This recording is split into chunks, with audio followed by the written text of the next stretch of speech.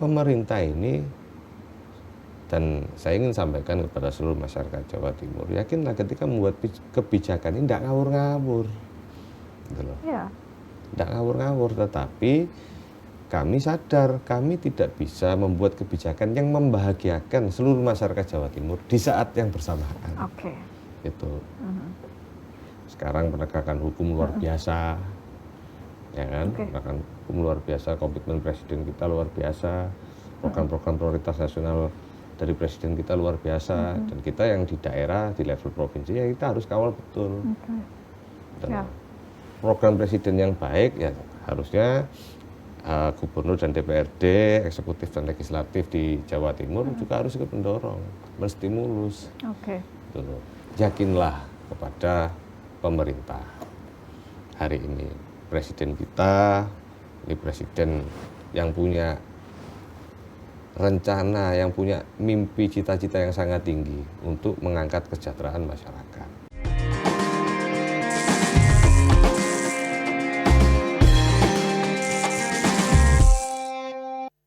Assalamualaikum warahmatullahi wabarakatuh. Dulur Jatim, jumpa lagi di Jatim Channel Podcast DPRD Provinsi Jawa Timur. Ketemu lagi dengan Silka Suarizona, dan tentunya nggak sendiri karena Silka menghadirkan narasumber yang luar biasa, seorang politisi muda, Mas Aufa Zafiri SAK, anggota Komisi C DPRD Provinsi Jawa Timur dari Partai Gerindra Jatim 6, Kabupaten Malang, Kota Malang, dan Kota Batu. Halo Mas Aufa, gimana kabar hari ini? Halo Mbak Silka, alhamdulillah baik, sehat. Oke, luar biasa. Sebelumnya terima kasih Mas Aufa sudah hadir di podcast ini. Luar biasa. Silka seneng banget nih kalau ketemu yang politisi-politisi muda gini, apalagi kita ngomongin soal generasi muda. Tema kita hari ini ya Mas Aufa, terkait dengan infrastruktur cerdas untuk generasi digital. Nah, Mas Aufa ini kan menduduki posisi di anggota Komisi C DPRD Provinsi Jawa Timur dari fraksi Partai Gerindra, dan ini juga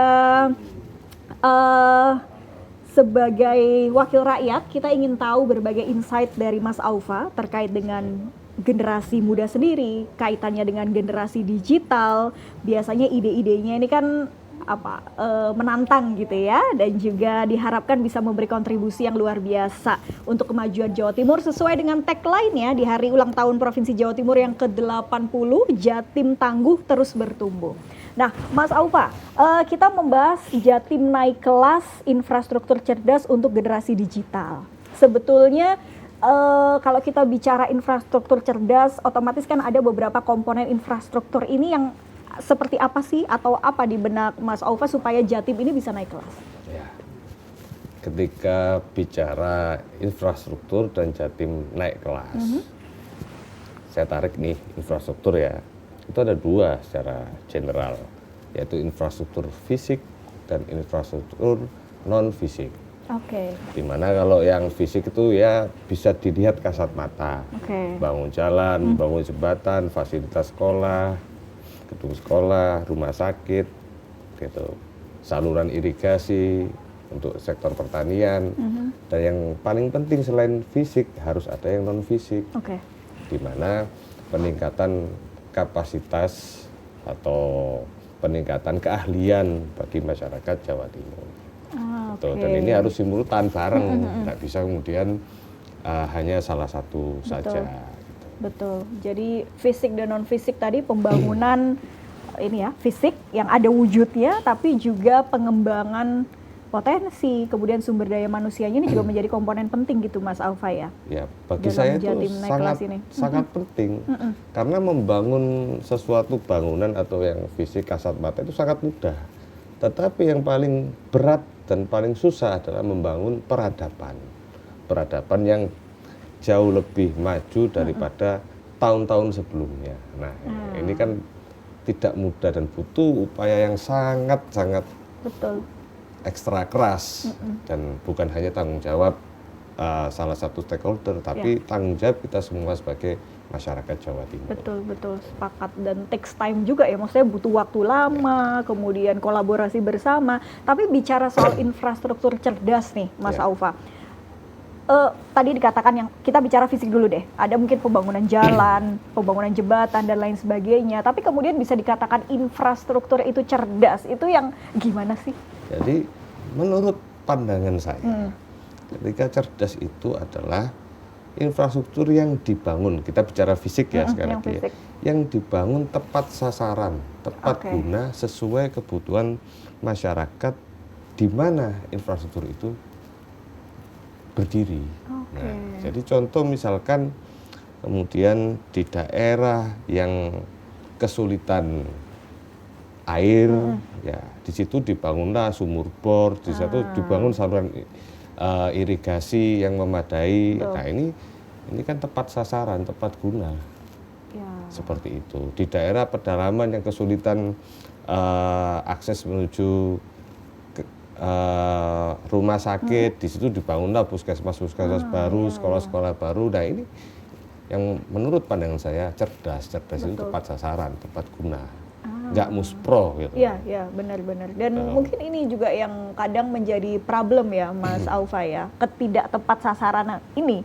Kadang kalau kita bicara cerdas kan mungkin kerap kali kita kaitkan dengan konteks digitalisasi misalnya, semuanya serba digital gitu. Tapi kan terkadang ada daerah yang belum siap untuk proses itu, tapi ya kemudian ya pada akhirnya muspro tadi mungkin bisa dibilang dan lain sebagainya gitu ya. Jadi begini, ketika kalau kita komparasi nih dengan negara-negara di Eropa, ya, pertama luas wilayahnya kecil. Kemudian dari awal negara itu berdiri karena kecil, pemerintahnya di sana membangun infrastruktur yang sudah dipikirkan dan simultan secara dari tahun ke tahun. Jadi tidak ada ceritanya hari ini bangun jembatan kemudian setengah nggak diteruskan gitu. Artinya sudah dipikir secara matang. Sedangkan tantangan di kita di Indonesia khususnya Jawa Timur, wilayahnya ini luas, Mbak. Betul. Heterogen juga masyarakatnya. Ya, masyarakatnya heterogen. Kemudian kebutuhan daerah satu sama lain ini berbeda. Ditambah lagi kemudian yang paling akhir ini yang paling krusial kalau kata saya, ya kapasitas APBD kita ini juga terbatas. Nah, jadi ketika kita mau membangun infrastruktur, ya kita harus berhitung. Kalau sekarang eranya kemajuan teknologi informasi, digitalisasi, kan orang banyak ngomong digitalisasi, tapi faktanya masyarakat kita ini banyak yang minim literasi digital. Contoh misalkan ke rumah sakit, ya kalau dulu orang harus datang antri ngambil nomor urut, sekarang kan bisa online, masukkan NIK, dapat perkiraan nanti jamnya segini. Tetapi faktanya di daerah-daerah ini masih banyak orang yang tidak ngerti, gitu loh. Ya tidak usah jauh-jauh, kadang-kadang ibu saya yang generasi kolonial ya, iki piye tole kan kira-kira begitu. Oke. Tapi Mas Aufa dengan berbagai problem yang ada tadi, kalau di dapil Mas Aufa sendiri deh di Malang ya, kabupaten, kota maupun Kota Batu, infrastruktur cerdas dalam artian yang tadi Mas Aufa sampaikan itu sudah terlaksana belum? Sampai hari ini ya alhamdulillah terlaksana, tapi belum menyeluruh. Belum optimal ya? Belum optimal ya. Kenapa belum optimal? Tantangannya tadi sudah saya sampaikan di awal, ketercukupan atau ketersediaan anggaran. Karena kita mau bangun infrastruktur yang jor-joran luar biasa, ada sektor-sektor lain yang terabaikan. Sedangkan kita mau meng-create APBD itu dasarnya adalah RPJMD. RPJMD ini adalah implementasi janji kampanye seorang kepala daerah. Jadi kepala daerah, wong saya terpilih nih, saya punya rencana mau bangun ini, bangun itu tertuang dalam RPJMD. Oke. Dan kalau tadi kita bicara yang fisik ya, kemudian non fisik, apakah juga sama belum optimalnya atau gimana? Kalau mungkin dari dapil Mas Aufa dulu deh. Dari dapil saya, kita bicara optimal dan tidak optimal itu harus ada parameternya. Kalau parameter apakah ini sudah berjalan, saya pastikan berjalan. Kalau yang dinilai optimal adalah belum merata menyeluruh, bisa jadi karena ada disparitas antar wilayah yang cukup tinggi. Contoh daerah-daerah yang pedalaman itu kan kadang kurang tersentuh. Jangankan ngomong sekolah, bahkan listrik aja bisa jadi belum masuk. Nah, itu yang betul. masih kita perlu kejar lagi, kita perlu fokus lagi untuk memberesi yang seperti itu. Infrastruktur yang mungkin bisa kita katakan yang dasar terlebih dahulu ya, gitu. supaya pemerataan itu bisa firm dulu, baru kemudian dikembangkan ke lain sebagainya. Tapi terkait dengan Jatim naik kelas, mungkin tadi Mas Aufa menyoroti soal tepat sasaran, pemerataan itu yang kemudian menjadi penting. Tapi apa langkah selanjutnya setelah pemetaan itu supaya lebih tepat sasaran, langkah-langkah untuk kita bisa Jatim ini bisa naik kelas nih dengan generasi digitalnya atau generasi mudanya? Banyak, ya. Kita berbicara tadi fokusnya adalah infrastruktur. Ketika ngomong infrastruktur, kita membangun something, itu kan butuh anggaran. Nah, kemampuan anggaran APBD kita terbatas. Ya, maka ada caranya. Bagaimana? Ya kita harus bekerja sama dengan swasta. Ya, harus bekerja sama dengan swasta. Konsepnya contoh seperti jalan tol. Jalan tol itu kalau pemerintah bangun duitnya tidak ada. Kalau pemerintah mau bangun jalan tol pasti anggaran yang lainnya akan hilang. Maka bekerja sama dengan swasta. Swasta yang bangunkan, ketika jadi asetnya diserahkan ke pemerintah, dapat pemasukan dari situ negara, ada sharing profit dengan swasta sampai masa manfaatnya berakhir. Jadi konsepnya seperti itu, Mbak. Nah, kemudian langkah-langkah konkretnya apa? Kita ini juga memetakan.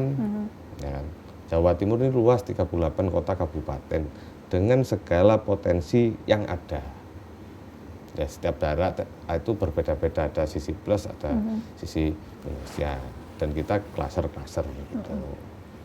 Yang kita optimalisasi adalah pasti daerah-daerah yang padat industri, sambil pelan-pelan kita membuka klaser baru, sehingga harapan kami dalam mungkin 10-20 tahun ke depan ada klaser-klaser baru industri di Jawa Timur, dan pembangunannya akan jauh lebih merata.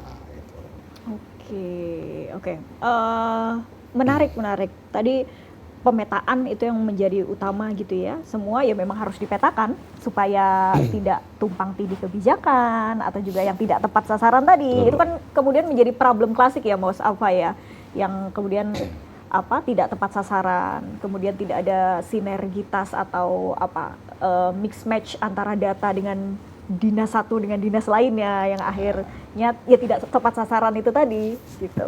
Oke. Dan kalau bicara infrastruktur terkait dengan transportasi deh, ini kan di Kota Malang ada Transjatim ini mau masuk nih. Kalau dikaitkan dengan fasilitas transportasi, tapi kemudian juga ada beberapa pihak yang menolak juga ya, Mas Aufa ya. Dan gimana Mas Aufa melihatnya? Kemudian padahal Transjatim ya mungkin bisa kita katakan manfaatnya juga luar biasa gitu. Ya, jadi begini, dalam semua hal ya, semua hal ini apapun, pilihan sikap, pilihan kebijakan itu pasti mengandung pro dan kontra. Ya kan? Kenapa saya bilang begini? Contoh misalkan ini dari sudut pandang malaikat, orang sholat itu dianggap berbuat pahala. Nah, ini contoh ya. Tapi dari sudut pandang setan, orang sholat dianggap berbuat dosa. Nah, artinya selalu ada dua pandangan yang saling pro dan kontra. Kembali kepada Transjatim di Malang, ketika pemerintah ingin menyediakan angkutan umum atau transportasi publik yang memadai, dalam efek jangka panjangnya, ini yang disenangkan adalah rakyat. Ya kan? Transportasi publik yang murah, ini tugas pemerintah. Gitu. Tetapi di satu sisi, ketika pemerintah mengambil kebijakan ini, ada pihak-pihak yang merasa dirugikan.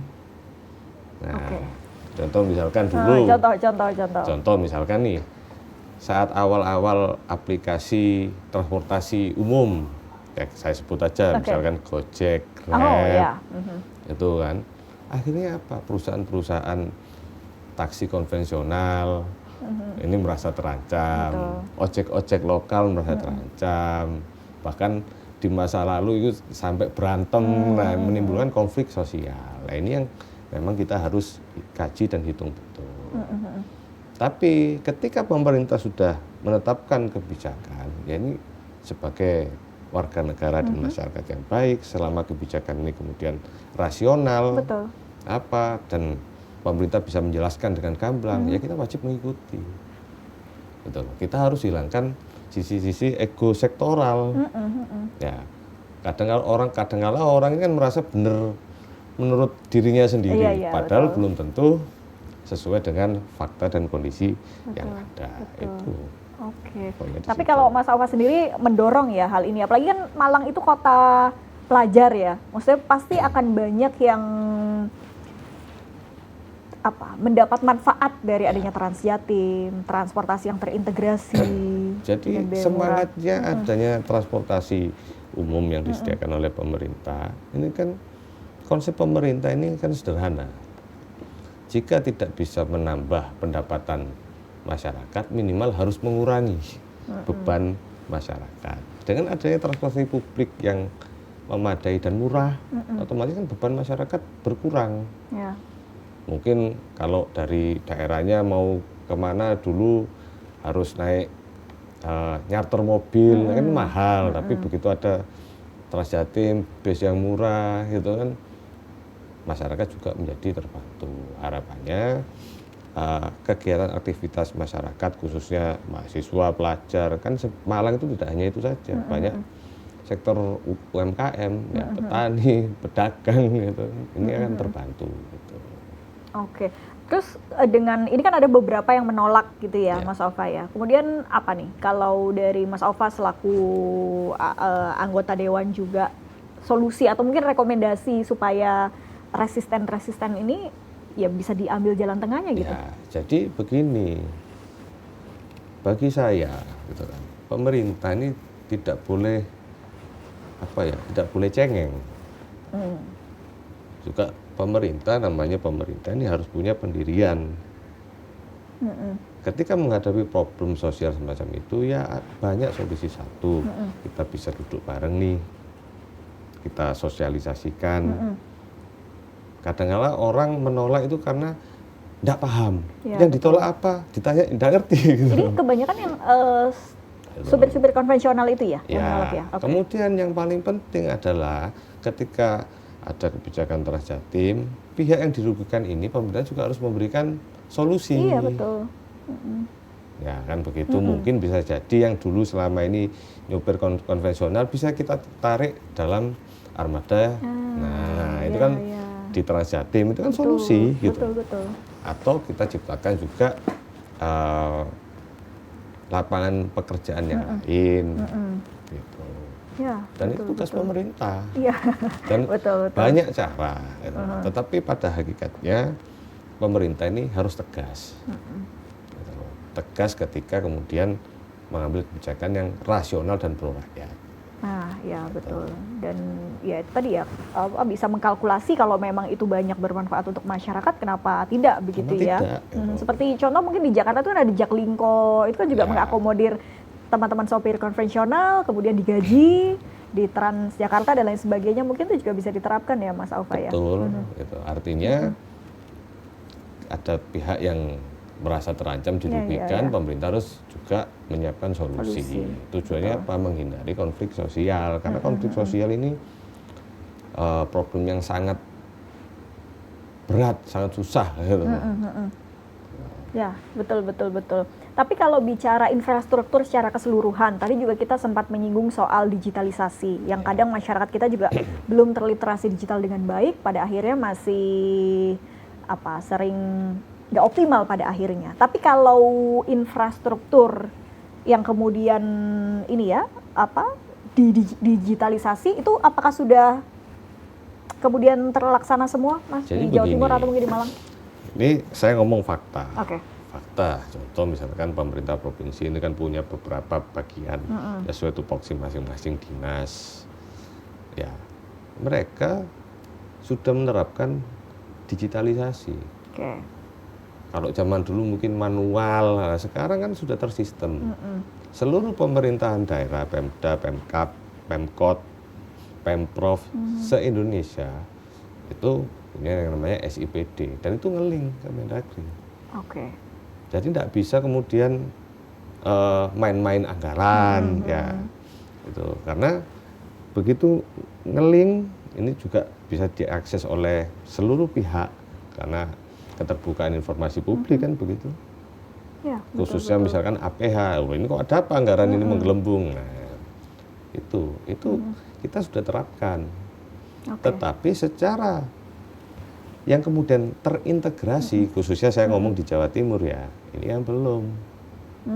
Saya punya mimpi, misalkan dulu itu waktu saya belum jadi dewan, saya lihat ke Dubai, kita mau buka bisnis, cukup datang ke salah satu kantor, syaratnya ini, nggak sampai setengah jam sudah keluar semua izinnya.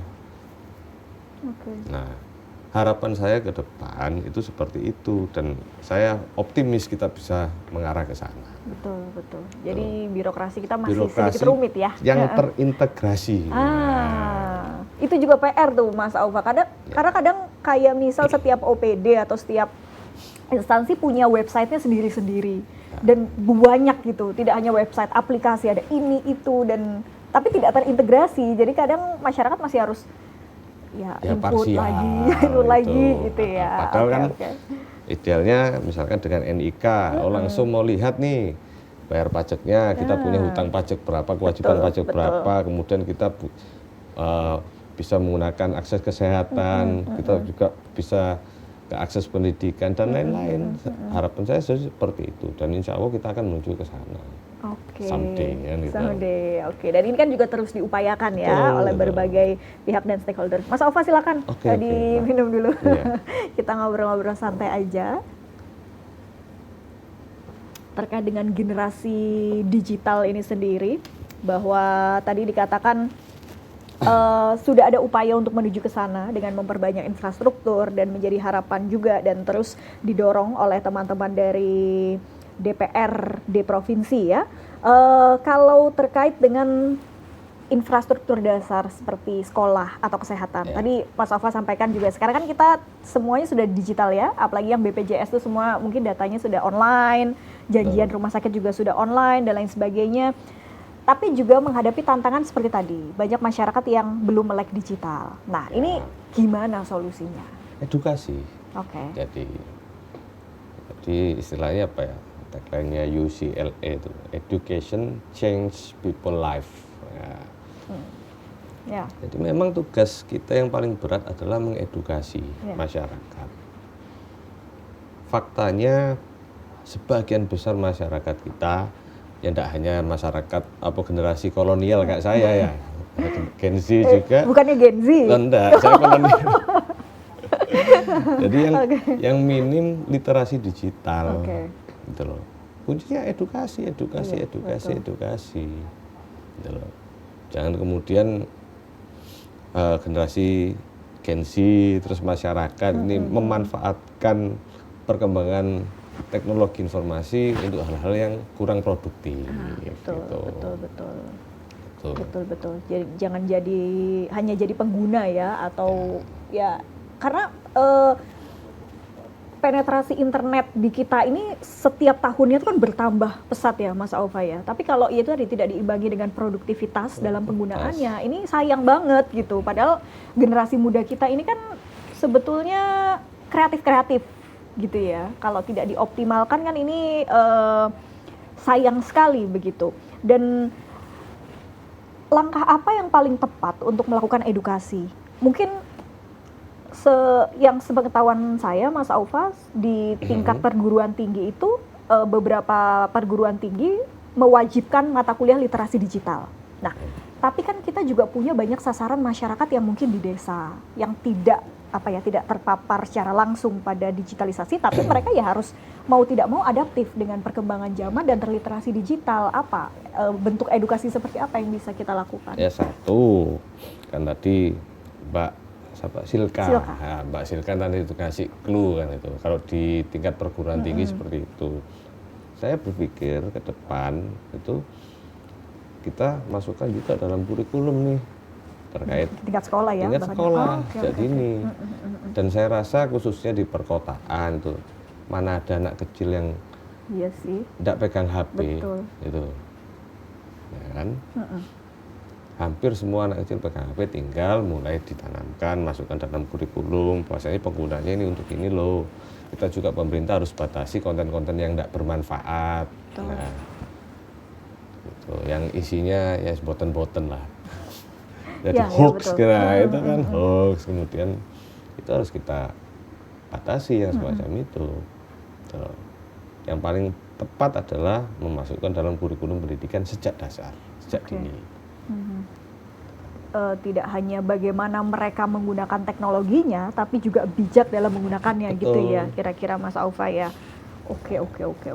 Dan tapi terkait dengan semua sekarang serba digitalisasi. Kalau di perkotaan, masyarakat urban mungkin kita bisa lihat mereka ya sekarang semuanya serba gadget gitu ya. Ya. Tapi di desa-desa atau Jawa Timur masih ada nggak sih Mas Aufa daerah-daerah yang jaringan infrastruktur internetnya tuh masih kurang baik gitu? Saya yakin masih ada, Masih banyak. ya? Oh, oke. Dan banyak. Jawa Kenapa? Timur pun itu Jawa ya? Timur Masih? pun Oh, banyak.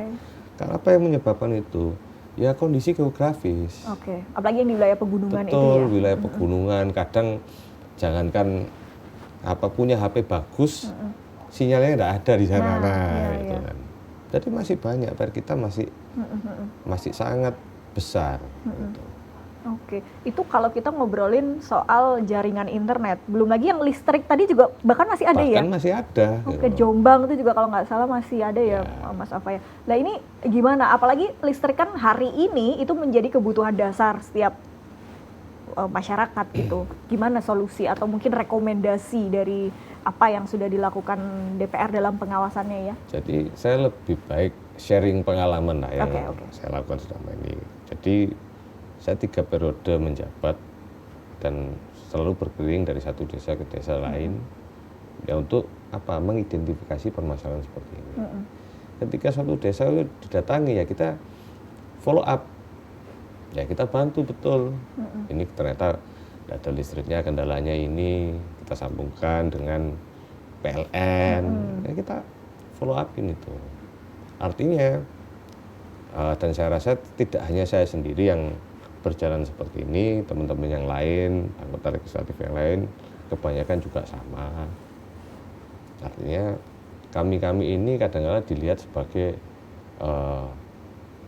pemecah masalah, kan? Bagi sebagian masyarakat, sebagian besar masyarakat, Betul, khususnya betul. di dapil kami kan gitu. Iya. Tempatnya sambat. Betul. Padahal mungkin nggak sesuai dengan komisinya, tapi sambat apa aja gitu ya. Apa aja gitu. Oke. Bahkan anak sunat, istri sakit, istri mau melahirkan ya sambatnya ke kami kan. Oke. Oke, jadi semua aspirasi atau semua Betul. sambatan itu kemudian kepada anggota DPR. Tapi ini menarik, saya masih ingin kembali ke permasalahan layanan kesehatan tadi Mas Aufa.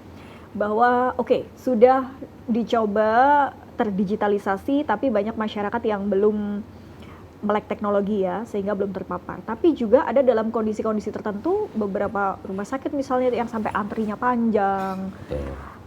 Gimana Mas Aufa sendiri melihat terkait dengan infrastruktur kesehatan kita ya? Atau mungkin perlu biaya anggaran tambahan misalnya? Ya, jadi Bagaimana? kita melihat sesuatu itu memang harus objektif.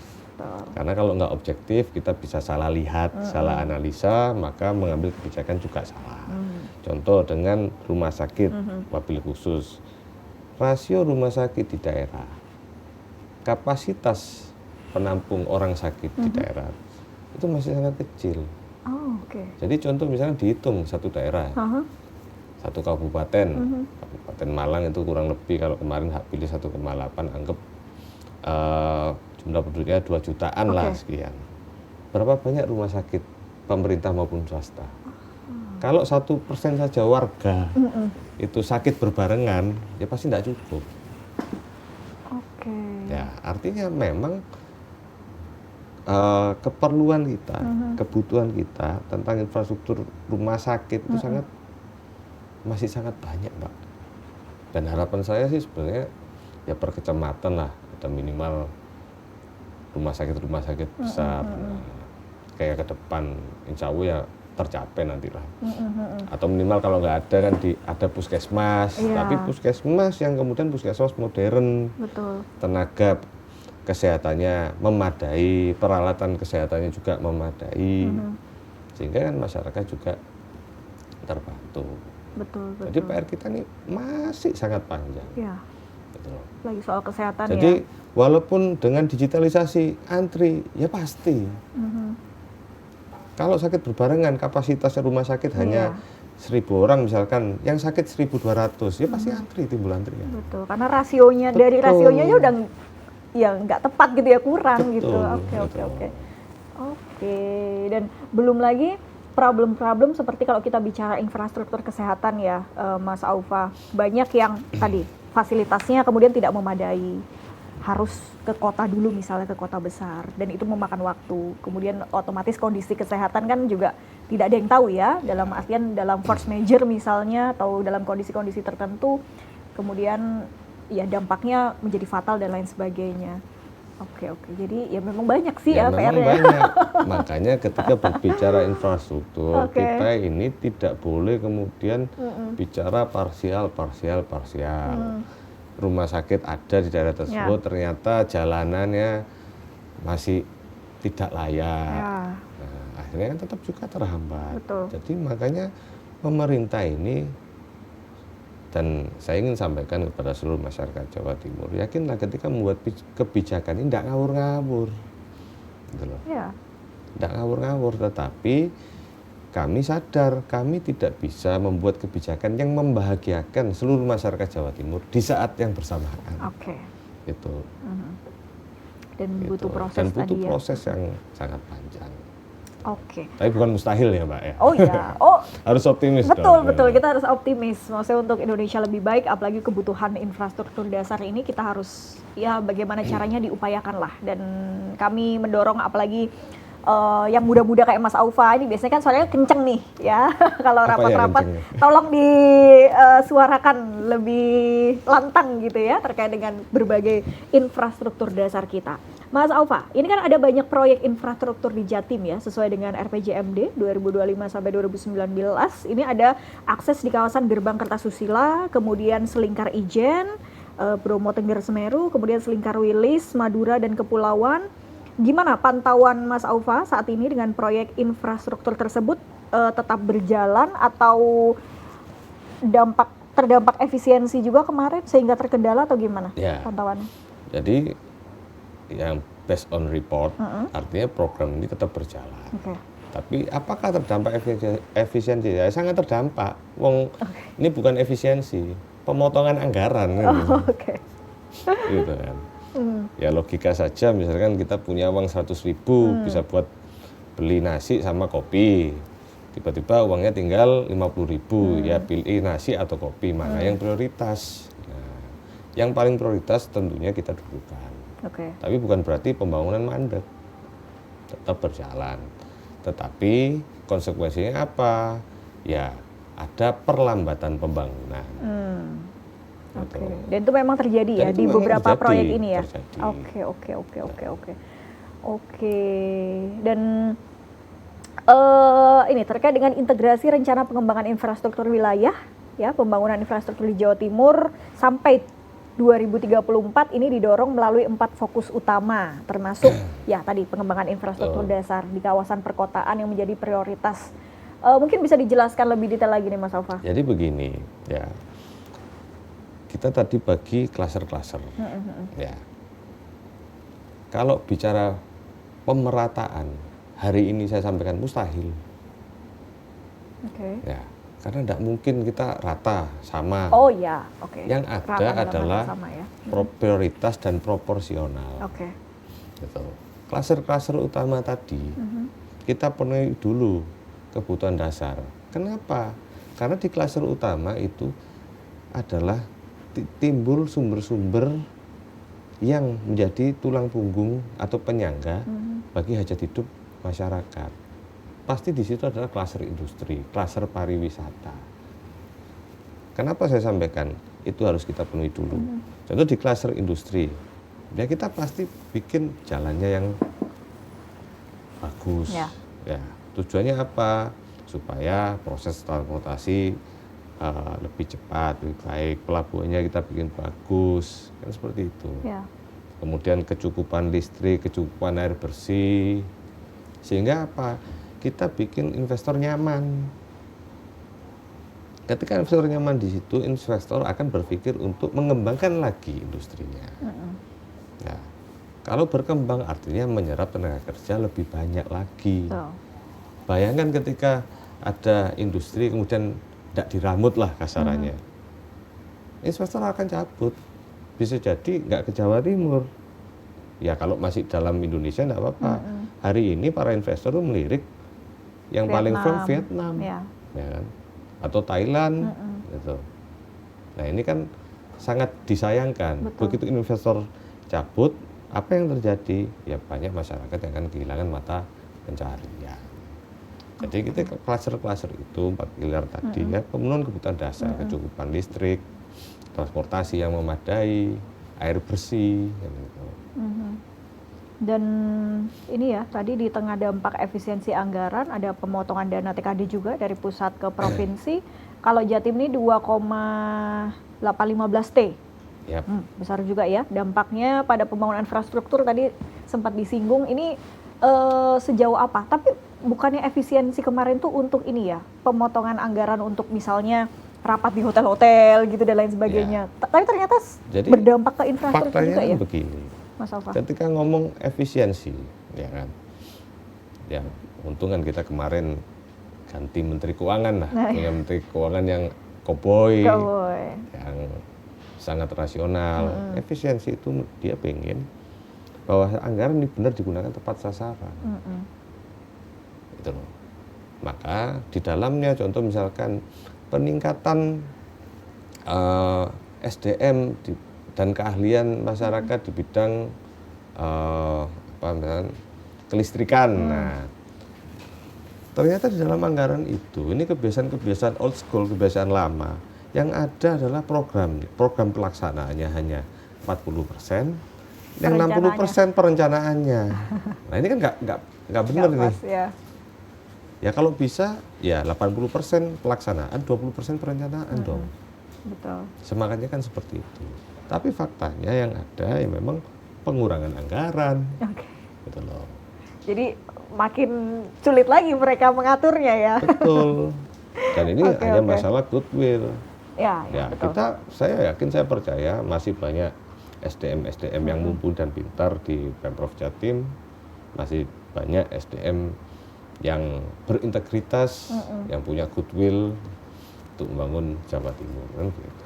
Betul, karena tadi kaitannya dengan perputaran ekonomi juga ya. Kalau misalnya efisiensi, infrastruktur tidak segera dibangun, prioritasnya kemudian mulai bergeser atau menjadi terlambat gitu ya. Ini kan menjadi menciptakan problem baru lagi gitu Mas Alfa ya. Ya, artinya problem itu sampai kita mati pun ada problem. Gitu kan. Contoh misalkan orang meninggal, dipikir nggak ada problem, ya enak-enak meninggal, tiba-tiba ada pelebaran jalan di kuburannya, mayatnya geser-geser kan harus geser kan ada problem. Iya. Tapi terkadang mindset kita kan cenderung membenahi itu hilirnya saja, hulunya kadang ya sudah masih begitu gitu, sehingga ya problem tadi tidak pernah betul-betul selesai karena ya itu tadi hanya dibenahi kemudian di hilir-hilirnya saja gitu Mas Alfa. Tapi selama pengalaman saya, Pak, hari ini semakin hari kita akan menuju pemerintahan yang jauh-jauh lebih baik. Saya apresiasi sekali sekarang penegakan hukum luar biasa, ya kan? Penegakan hukum luar biasa, komitmen Presiden kita luar biasa, program-program prioritas nasional dari Presiden kita luar biasa, dan kita yang di daerah, di level provinsi ya kita harus kawal betul. Dan program Presiden yang baik ya harusnya Gubernur dan DPRD, eksekutif dan legislatif di Jawa Timur juga harus ikut mendorong, menstimulus. Gitu loh. Oke, Mas Aufa, terakhir, ini tadi yang terkait sempat saya singgung pemotongan dana TKD yang 2,815 triliun ini kan untuk 2026 nanti ya, Tahun sehingga depan. betul, sehingga mungkin dampak tadi sudah sempat dirasakan beberapa waktu ini, otomatis kan kita sudah punya gambaran dampak apa yang akan ditimbulkan. Betul. Nah itu bagaimana, mungkin juga upaya apa pencegahan dan juga mungkin harapan ke depan supaya Jawa Timur ini tetap bisa naik kelas dengan infrastruktur cerdas ya. Ya, jadi kita back to the topic kan. Jawa Timur naik kelas dengan infrastruktur cerdas. Untuk membangun infrastruktur, tadi saya singgung kan, kita tidak hanya mengandalkan duit pemerintah. Jelas nggak cukup, Pak. Kita harus kreatif, mengajak kerjasama dari swasta. Dengan cara apa? Investasi. Dan investasi ini tidak gampang. Bukan tugas pemerintah saja, seluruh lapisan masyarakat. Makanya saya ingin seluruh masyarakat Jawa Timur ketika ada wacana atau rencana investasi, ya monggo ayo dikawal, dijaga bareng-bareng. Jangan belum berjalan kemudian sudah banyak Ada resistensi. Nah, ego sektoral harus dihilangkan. Tujuannya apa? Supaya pembangunan infrastruktur ini tidak terpengaruh oleh pemotongan-pemotongan yang tadi. Kan pemerintah enak, Pemprov, ya udah meskipun dipotong kan tuh swasta. Nah, cuma ini tugas yang tidak mudah. Kedua, ketika bicara dengan pemotongan, maka ada konsekuensinya jelas. Uangnya berkurang kok, otomatis belanjanya juga berkurang. Maka sekarang, apalagi sekarang masih dalam tahapan pembahasan APBD, kami legislatif dan eksekutif ingin mana sih kita petanin lagi yang benar-benar prioritas. Itu yang harus dipenuhi. Selain itu, oke lah bisa agak ditunda. Terakhir, ya kami juga mengupayakan mencari sumber-sumber pendapatan yang lain, potensi daerah. Ya, betul. Yang selama ini pendapatan asli daerah PAD Jawa Timur hanya Kebanyakan pajak ya. kebanyakan dari pajak kendaraan bermotor. Ya, kita harus cari solusi yang Betul. lain, optimalisasi BUMD. Ya. Nah, kita harus benahi itu BUMD Iya. yang harus kita isi dengan anak-anak muda yang profesional gitu kan. Sepakat. Nah, itu kan tolong disuarakan gitu. lebih lantang Mas Aufa. Iya. Oke, Mas Aufa mungkin terakhir pesan untuk konstituennya nih yang ada di Dapil, mungkin apa ya, pesan-pesan supaya kita bisa membangun infrastruktur cerdas juga butuh generasi yang cerdas pula. Tidak hanya secara digital ya, tapi semuanya. Pesan kepada seluruh masyarakat Jawa Timur dan wabil khusus di Dapil saya Marangraya, pertama yakinlah kepada pemerintah. Hari ini presiden kita, ini presiden yang punya rencana, yang punya mimpi cita-cita yang sangat tinggi untuk mengangkat kesejahteraan masyarakat.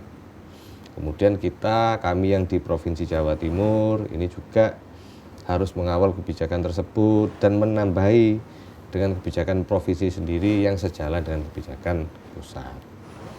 Terakhir, saya minta kepada masyarakat, ketika ada wacana investasi atau apa, tolong hilangkan ego sektoral. Tolong kemudian jangan merasa adanya investasi, adanya perubahan ini menjadi sebuah ancaman. Gitu. Jadi tolong, ini tugas kita semua untuk menjaga iklim investasi di Jawa Timur agar lebih kondusif dan semakin menarik investor ke depan. Oke, terima kasih banyak Mas Aufa Zafiri SAK, anggota Komisi C DPRD Provinsi Jawa Timur dari Partai Gerindra, sudah berbagi insight-nya yang luar biasa.